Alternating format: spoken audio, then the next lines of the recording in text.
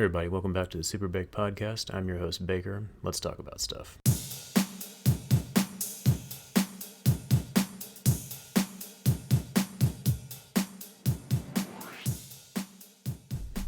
Hey everybody, welcome back to the show.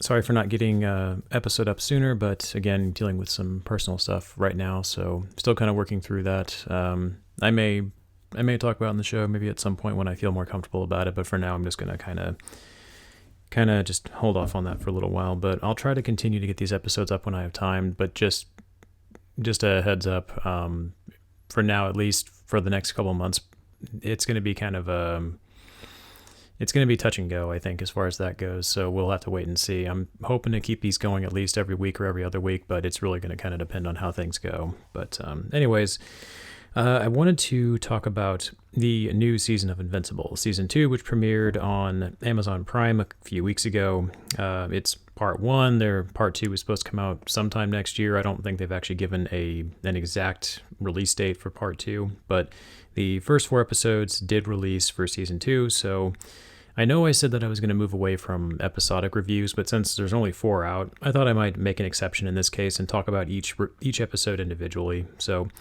this episode, I'm going to talk about the first 2 episodes of Invincible Season 2, Part 1, and then my next podcast, I'll talk about episodes 3 and 4. So just a heads up, I am going to be talking about these episodes in fairly great detail, kind of giving my thoughts on them, talking about the plot, character development, things like that. So probably going to be some pretty big spoilers.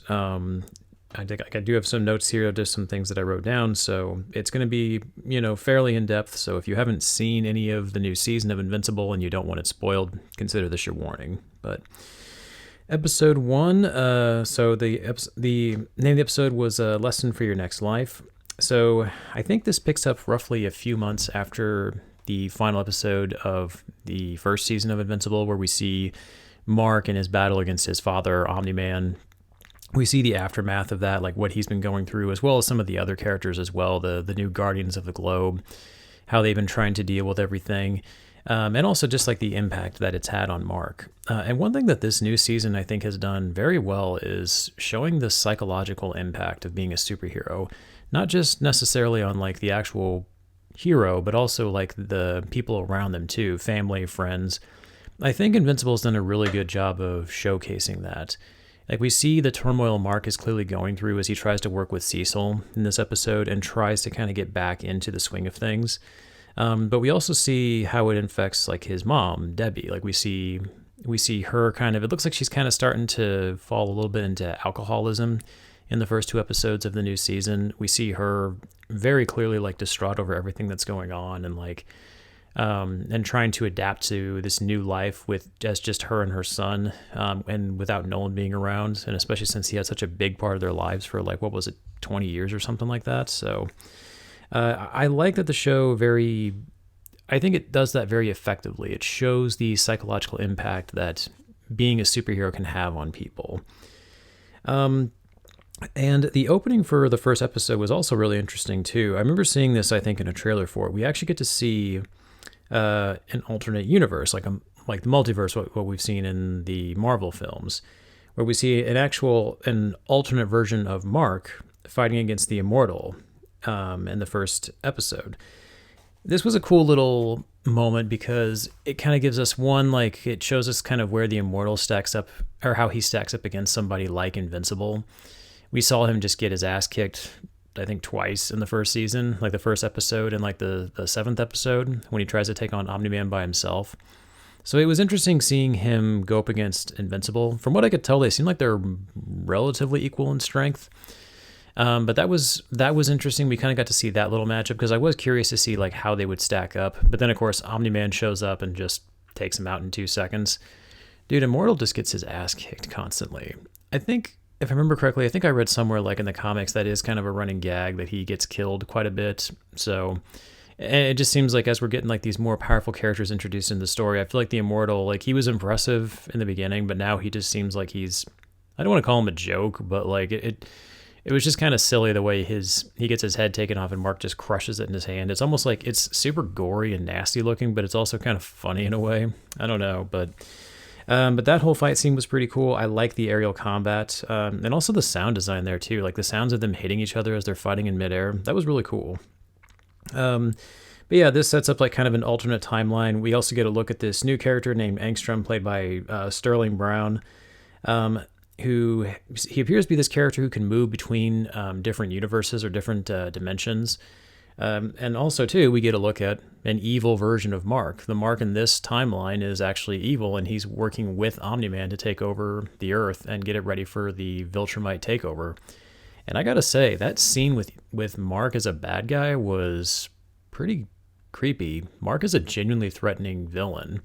In some ways, I think he actually might be a little bit scarier than Omni-Man. At least with Nolan, you feel like, yeah, he's kind of a bad guy in this universe, and in many ways, he's an antagonist in the main universe that we see in season 1. But there is like this sense of regret he seems to have. Like when they take out the Immortal, like Nolan seems to at least show some regret over it. I'm guessing because Immortal is like probably the closest thing that Earth has to a Viltrumite because he lives so long that Nolan even says like he was hoping that he would, understand, but he didn't. So, but seeing them work together was definitely interesting. I think it's revealed in this episode that like the Mark that we know in the main universe is like he's an outlier. He's the rare exception. Most other universes, Mark ends up working with his dad. So that's an interesting, really dark idea that they introduced in the series. We see them take out this resistance that's been started by Robot and Eve, as well as a very brutal fight scene between Mark and Eve where he actually like snaps her neck. And again, it's like that creepiness to his character. Like he makes me think of like Todd from Breaking Bad. Like he has like just this psychopathic detachment from what he's doing. Like Mark just snaps her neck, but the whole time he's doing it, he's just talking to her like, and everybody else is like, hey, I'm not the one who wants to do this. You guys are bringing this on yourselves. Like the more you resist, the worse it's going to get for you. It's almost like he's justifying like what he's doing and trying to put a spin on it. Like it's their fault for resisting the Viltrumite takeover. So yeah, like I said, evil Mark, bad dude, real bad dude.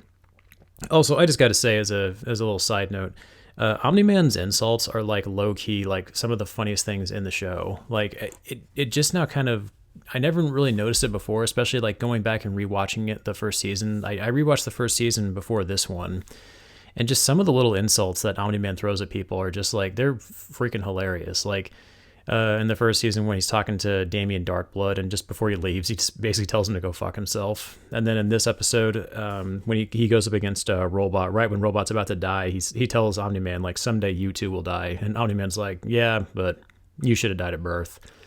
It's like, damn, dude, salt in the wound. Like, man, Omni-Man, he really knows how to throw down the insults with people. It's hilarious. Also, I just like how throughout the entire episode, he's just like, he's kind of irritated that he's missing lunch for it. Like he keeps telling Mark, like, okay, chop, let's get this done. Let's kill these people. I missed lunch because of this. I'm starving. It's like, he's only got like one thing on his mind. Like this is just business as usual for Omni-Man. But we get through that really dark opening. It seems like it's kind of setting up Angstrom as the main villain for the season, so we kind of get our first look at him. And he's an interesting, compelling character. I like that whole thing with him. And then it quickly moves to the main character Mark, the one that we know from season 1. I have in my notes, I have it written down as our Mark in quotes, Prime Mark from season 1. And basically it shows him controlling the city with a really cool song being played by Radiohead. Karma Police, I believe is what it's called. Yeah, Karma Police by Radiohead playing in the background. And this is kind of what I was talking to before when I mentioned the psychological effects of being a superhero. We see Mark as Invincible flying around and protecting the city, but as he's doing it, there definitely seems to be a sense of detachment with him. Like you notice like he seems depressed, he seems really kind of out of it. Like, yeah, he's helping people, he's doing the right thing, but he doesn't really seem like he's as into it as he used to be.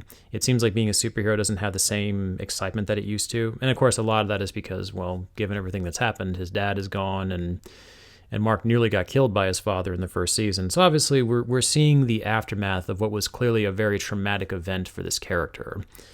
And I think this whole scene does a really good job of capturing that. We're also introduced back to the Muller twins, who of course are once again up to no good as they escape from prison. I like their little jab they have with that guard who's watching over them. I can't remember his name, but it's the same guy from season 1 that they just beat the shit out of and like break his arm. I like how they kind of employ the same sort of like psychological tactics on him that Evil Mark does. They're just like, hey, we didn't kill you, which means we like you, which is like just terrifying. But I love that. Angstrom shows up and actually uses his portal ability to break the Muller twins out, and there's this whole side plot with them where they're helping him try to connect with his different selves from like multiple universes. And that stuff's interesting, how they introduced the multiverse idea into this. The only thing I will say, though, is I'm going to be honest, I'm a little bit burnt out on the whole multiverse thing, mainly because of the MCU, and just how like the latest phase for Marvel really isn't going well. I'm just kind of getting tired of like the whole infinite universes with different versions of the same heroes that we have. Here, it's okay, it's fairly interesting, but I'm just kind of... I'm not sure how big of a role this is going to have throughout the rest of the season, but I'm kind of hoping that we spend more time with like the Prime universe with season 1 Mark and those characters. Like I'm hoping that they're the focus, and maybe the multiverse stuff can be kind of in the background. I'm just not really that into it anymore. It was interesting at first when the MCU first introduced it, but now I'm just kind of like, whatever. But yeah, I mean, it's used a fairly interesting effect in this episode, so I can't fault them too much for that. Something else I do want to note in this as well is we get to see more of Mark and Amber being more of I wouldn't say a traditional couple in this, but we get to see more of them having more of a romantic relationship. I felt like in the first season, because of the fact that Amber, at least at first, didn't know who Mark was and didn't know his secret identity. It felt like a lot of their relationship was really strained because of that. But here, now she knows about Invincible. She knows everything that happened, including the fight that took place between him and Omni-Man. So I like the scenes between them. They actually feel a lot more sweet in this season. And it feels like almost like a nice bit of reprieve for Mark's character, because the dude definitely needs it. I mean, he just can't get a break this season. I'll kind of get into that when I talk about some of the later episodes. I genuinely like Amber's character in this season. She seems a lot more understanding towards Mark. I don't know if that was the creator's way of trying to maybe dial her down a little bit from season 1. I know she got a lot of hate in season 1. Her character did. I'm not going to go into that too much. If I ever do a review on the first season, maybe I'll talk about that. But I mean, there's nothing that I can really add to that conversation that hasn't already been said.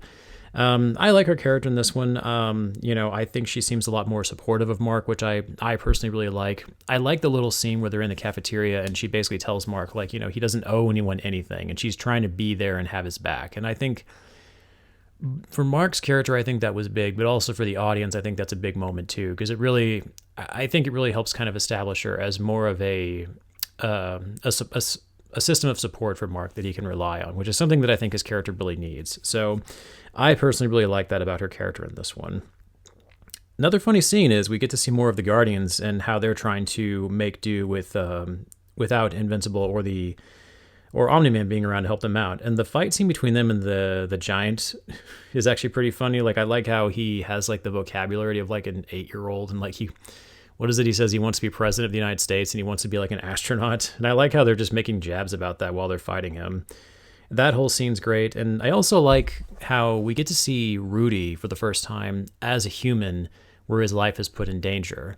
And there's this really nice little vulnerable moment for him where, for the first time he realizes like he's not a machine anymore. He can actually be killed. He can experience pain or worse. So I like that aspect. I like that they introduced that with this character. We also get more of him with Monster Girl, so that's always good. I think their little conversations are always really interesting and kind of sweet too.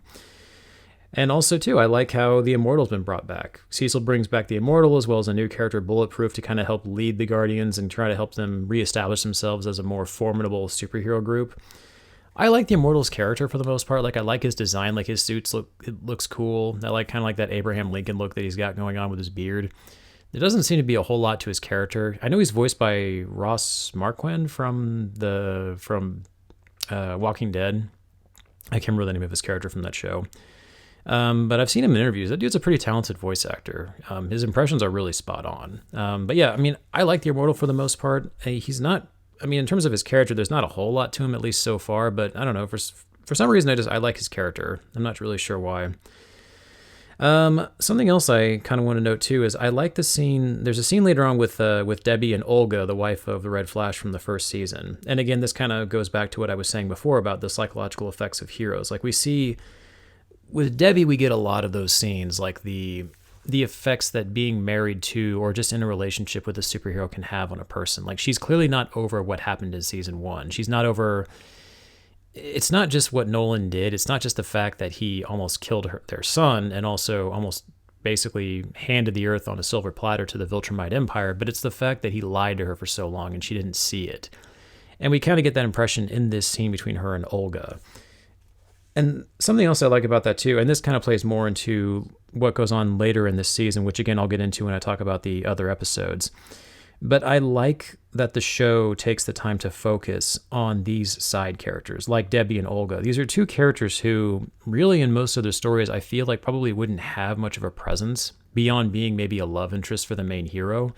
But I like how we're actually seeing how they deal with this, how they deal with the whole situation of their loved ones being superheroes and being constantly put in these terrible situations.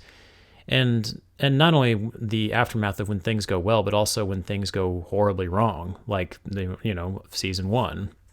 So these are really, I think these moments within the show really work to sell the bigger moments, like the A plots with Mark and Omni-Man. So I like this scene. I like the scene with Angstrom when he comes back with the Muller twins. Later on in the episode, we see him trying to use the knowledge from the other versions of him from other universes, and he's using the Muller twins to kind of build this machine so he can kind of pump their intelligence into his brain. And then, of course, Mark interferes. Things go horribly wrong. There's a huge explosion. You kind of know what's going to happen. I like the Muller twins. They're hilarious. Like I like how they're clearly like super intelligent, but they kind of have like this big brutish look to them. I like when Angstrom summons like all the different versions of them to fight against Mark, which was also interesting to see too, because I was curious to see how they stack up against Invincible. And it seems like under normal circumstances, he has a very clear advantage over them in terms of strength and speed, but just in that moment, like there's so many of them that they overwhelm him so quickly. And also too, you can make the argument that his head wasn't really in the game during that scene. He's trying to work with Cecil. He's trying to get back out there, but he's just not, it's clear that he's not over what happened. And speaking of Cecil's character, man, we get a few dark moments with his character too. That dude's definitely up to something. Like with the robots that he was building at the end of season 1. And then in this one, like it seems like he's trying to look out for Mark and not wanting to put him back out there, like in the superhero game too quickly, but then it also seems like he's very clearly planning something. So I'm curious to see what's going to happen with Cecil. And also this little side plot that's introduced with Donald.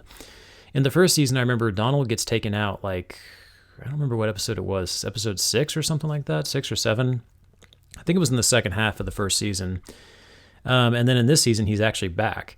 And I like the scene where Debbie notices him because she realizes that he was dead in the first season. And so she's clearly taken aback when she sees him, and he's confused by that. And so there's this whole subplot with his character introduced where he's trying to figure out like why she's freaked out, why Cecil seems to be so secretive about it.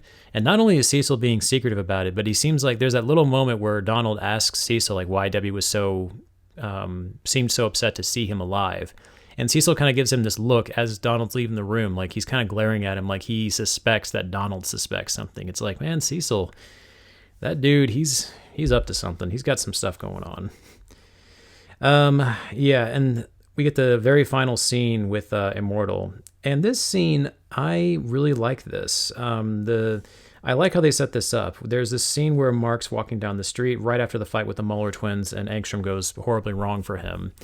And we get this little, very brief confrontation between him and the Immortal. I wouldn't even really call it a confrontation per se, but really just more or less like the Immortal essentially confronts him and tells Mark that he's not so sure if he can trust him and that he'll be keeping an eye on him. And one thing that I like about this scene is that for the most part, considering everything that happened to the Immortal, he could have been a total just asshole here, but he's actually fairly understanding. I mean, I think personally he was being fairly patient with Mark in that. Like, we know that Mark's good. We the audience know that Mark is a good guy, but the Immortal doesn't. And considering what happened between him and Omni-Man in the first season, and Mark is Omni-Man's son, and he's also at least half Viltrumite, if not more so. It's pretty understandable that the Immortal at least wouldn't be too trusting of him, at least not right away. So it's a fairly realistic scene. And again, like I said, it goes back to the whole thing about the psychological effects that come with this kind of work. Like sometimes you're in situations where you don't know who to trust, or you don't know if you can trust the person that, by all accounts, you should. So yeah, very strong opening to the first season. I really like it. I like how it introduces not just the main plot with Mark and everything, but there's several B plots and even C plots, like with Donald's character, for example, that I think it does very well.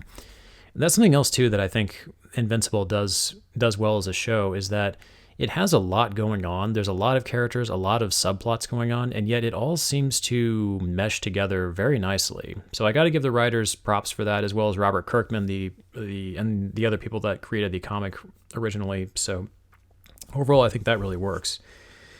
And then I'll move on into episode 2, the title of this episode, which looks like it's in about 6 hours I lose my virginity to a fish. So yeah, you heard that right. I'll get into that a little bit more. But yeah, this episode basically follows more of Mark's adventures, trying to get back into the swing of things as Invincible. He is allowed by Cecil to kind of work for him more, but on kind of a tighter leash. And we definitely see that in this episode. There's a lot of moments where we see Mark clearly looks really tired and worn out because of his work that he's doing, because he's basically working around the clock trying to protect the city under very tight supervision from Cecil and his organization. And we see the impacts that has on Mark. Like, it seems like he's kind of missing out on a lot of his life as a kid, which is kind of a sad moment. Like, he goes to his graduation, but he's almost late because he's fighting the scientist Doc Seismic, I think, which is a pretty funny scene. I like how Doc Seismic, he's trying to destroy the monument, and I like how he's doing it because he says, like, humanity has, like, defiled the earth by using clay from the earth to make buildings and stuff. And Mark's just like, well, he's like, aren't most buildings made out of the earth? And he's like, well, you can keep the ones made of wood. Like, I like that. And then I also like how he calls him, Mark mispronounces his name. He says, are you Dr. Seismic, or is it Doc or Professor? He says, Doc, I never taught. So I like those little bits of comedy they managed to sneak in there. Yeah, I like that conversation between him and Doc Seismic in the beginning. I just like this. I like how the show has this whole list of, like, villains and other characters that it's got going on, which some of them you can clearly see are supposed to be, like, I don't want to say rip-offs, but they're definitely supposed to be, like, either parodies or just borrowing from existing characters. Let's see. I had another one here. Oh yeah, another character. I think he's quickly becoming one of my personal favorites in the show. Russ Livingston from season 1. We see him when Mark goes to Mars in season 1. He's played here by Ben Schwartz, who's one of my favorite actors. He's the voice of Sonic the Hedgehog in the live-action movie. His character, because he's not actually human. He's basically a Martian who's disguised as a human. Every scene with him, and again, I think it's played brilliantly by Ben Schwartz, every scene with him is absolutely hilarious. I love the way he talks to people. He tries to be so unassuming and polite, but that actually makes him look even more suspicious. Like, I like when he's in the meeting at NASA and he tells him, like, I have to go use the urinary pod. And he just runs away. Just like, every scene he's in is fantastic. And there's this whole side plot with his character where he wants to join the Guardians because he sees that they originally had a Martian from season 1 on their team, so he wants to become the new Martian. There's another scene, like, where he's sitting around in his apartment and he's eating frozen pizza. And, like, he clearly loves pizza, but I guess he just doesn't understand that you can heat it up. So he's just literally taking it out of the package and eating it frozen. And he's, like, in his bathrobe because he doesn't change, I guess. It's hilarious. Like, every scene he is in is absolutely fantastic. I really want more of his character. I hope he has a bigger part in later episodes. We get to spend more time with Eve's character, as it looks like she's trying to move more away from fighting crime and really trying to clean up the city. There's a scene where she's trying to help these people in this rundown building by fixing it, even though it leads to this little confrontation between her and these construction workers. So I like that aspect of it. I like that they're trying to introduce these scenes where, like, these characters are trying to use their abilities for things other than just fighting crime. So that's really cool. I like that moment between Eve. Eve definitely feels like she's getting a bigger part or has a bigger role in season 2. And I do know a little bit about her from the comic, not a whole lot, but I do know somewhat kind of what happens to her and kind of like where the story goes with her. So it feels like we're kind of starting to move into those phases with her character, so I'm glad to see that. We get to see there's kind of a sad moment between Mark and Debbie in the episode, one thing that they do in this episode, there's this recurring thing, like where in their kitchen, there's this cabinet door that keeps opening. It won't stay shut no matter how much they try to make it. And I kind of took that as like, it's kind of the show's way of using that as a metaphor for like their relationship. Like the house represents the relationship between Mark and Debbie. Like there's clearly a problem and it needs to be addressed, but just nobody wants to fix it. They just keep thinking if they ignore it, just shut the door, it'll eventually just fix itself. But of course it doesn't, and it leads to a pretty rough scene later in the show, a very heartbreaking scene to watch, where Debbie basically breaks down and cries, just kind of realizing how much her life has fallen apart because of what happened with Nolan in the first season. So that's done very well. And what I like about it is that it's not super on the nose. The episode does a good enough job of like drawing your attention to it, the cabinet door, without necessarily beating you over the head with it. That's one thing that I don't like. I don't like when movies and shows feel like they have to spell out what the message is for you. Like, hey, this is what's happening. Like, yeah, I know, I get it, I understand. So yeah, that episode, I like the scenes between Mark and Debbie. Like, she's trying to be the supportive mom. She's trying to be there for him, but she's also trying to like allow him to be a kid. And those scenes are really sweet and also really sad too. And it kind of shows like the tragic effect that this is having on Mark. The fact that he feels like, I kind of get the sense that he feels like this responsibility for what his father did, maybe out of guilt possibly, but it definitely seems like Mark is trying to put everything on his shoulders. And it's clear that it's having this horrible effect on him, because the dude's a kid basically. He's like 17, 18 years old. And Cecil's basically treating him like an employee, and Debbie is still trying to remind Mark to be himself. That's one thing that I forgot to mention in the first episode. I like that she tells Mark before he goes to college, or maybe that's later. I can't remember if it's no, it's later. I'm jumping the gun a bit. Well, anyways, spoiler. There's a scene where she tells Mark, find out who you are, or tell him he needs to find out who he is, and not Invincible, but Mark Grayson. So I like that she tries to keep him grounded. And Sandra Oh, I think, does a fantastic job with her role as Debbie. She does a good job of playing this person who seems very broken by the events that have happened to her, with both her superhero husband and her superhero son. And despite all that, it feels like she is the person that's trying to keep everything grounded and try to keep things as normal and routine as she can, despite clearly going through her own psychological, turmoil from all of this too. So again, love her character. I think Sandra Oh does a fantastic job with that performance. Another funny scene that we get in this is we get to see more of like the Guardians training under Immortal, and he definitely seems to have much more of an ironclad way of training them. I like the little bits with Rexplode getting into arguments with the Immortal. I like Rexplode. He's kind of a douchebag, but that's kind of what I like about him. What I like about his character. There's a scene where he actually catches Duplicate hooking up with Immortal, which, while it was funny, it kind of felt a little bit out of nowhere, just because, as far as I'm aware, because I've watched the episode 2 or 3 times now, I didn't catch any moments where there was any indication that Immortal or Duplicate had anything going on. I do know from the comic that those two hook up in the comics as well, so, I mean, I knew to expect that, and it's still a funny scene, but but it does feel a little, I don't want to say out of nowhere, it just feels kind of odd to me, I guess.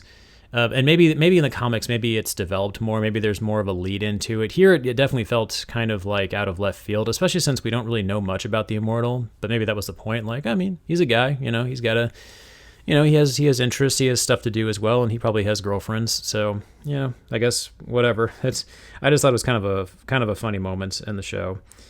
And then this is kind of part of the world building they do in this. Like I said, this feels like its own world. The world of Invincible, it feels like its own unique world. And we see that when Mark actually goes to visit Midnight City, which Cecil tells him is called that because it was placed under curse by the Midnight Wizard, which I thought was funny. So basically he goes to this city where it's constantly midnight. It's like in the dead of night.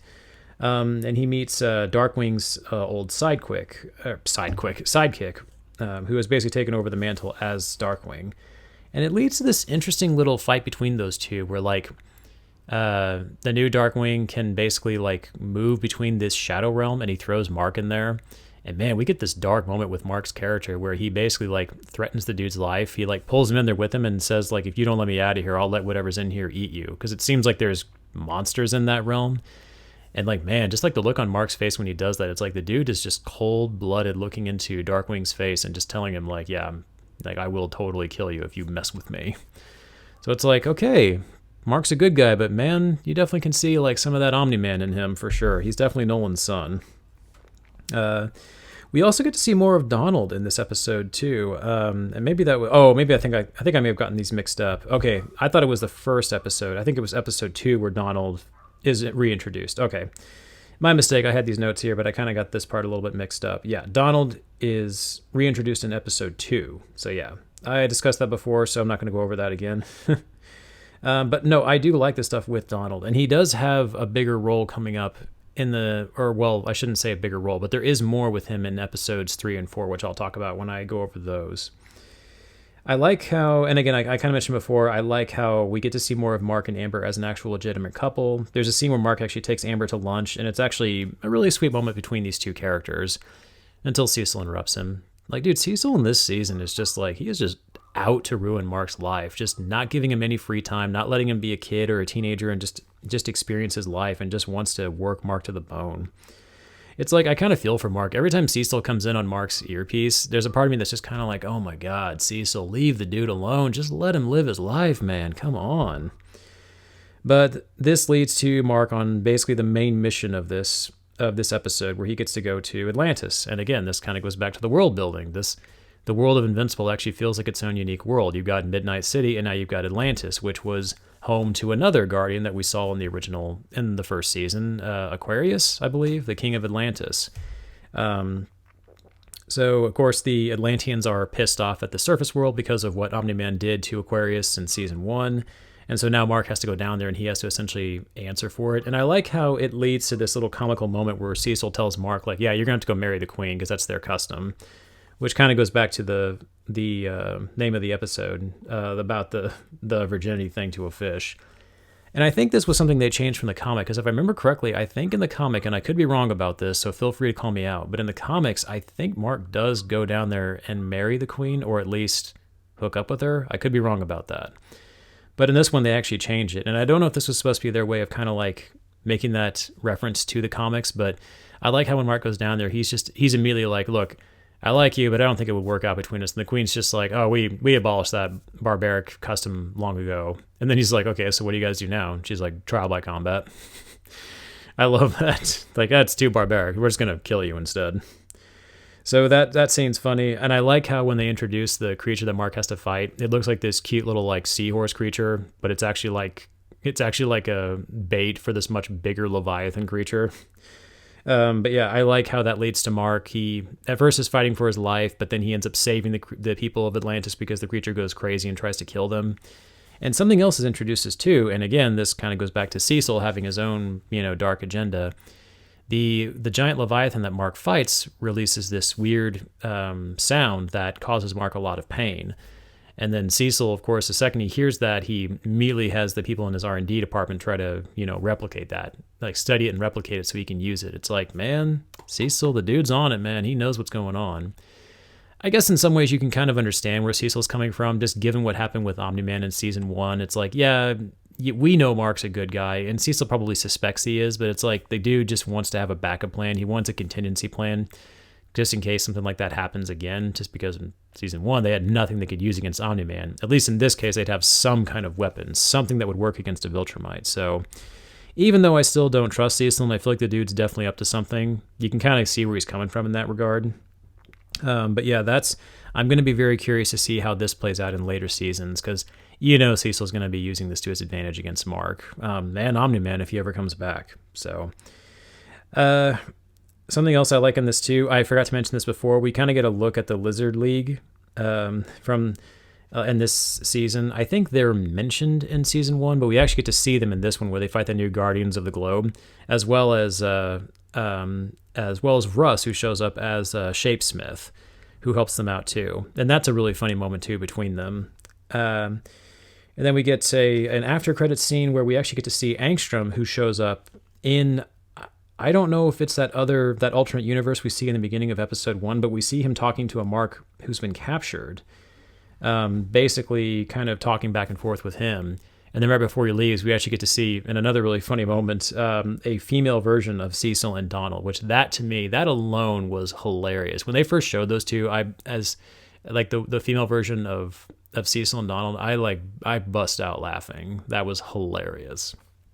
Yeah, it's the first 2 episodes so far. Like I'm all the way through the first part of season 2, but like the first 2 episodes especially are like really, it's really strong the way they built this up and the way they've set up everything for this. And like I said before, with all the side characters they've introduced in Invincible, I think for the most part they've done a really good job of making sure everything meshes together and works, which is commendable because I feel like in lesser hands this could definitely have been a mess. So yeah, I mean, so far I'm really into it. I'm really enjoying season 2, part 1, and then like I said, I'll try to get my review for episodes 3 and 4 up probably a little bit later this week. So this week's probably going to be 2 episodes instead of just 1. Kind of my way of trying to make up for not getting anything up the last couple weeks. All right, everybody, I think that's going to conclude this episode. Once again, if you like what you heard, please feel free to like, share, and subscribe. I'm on Anchor, Spotify, and YouTube, and I will catch you all next time. Later.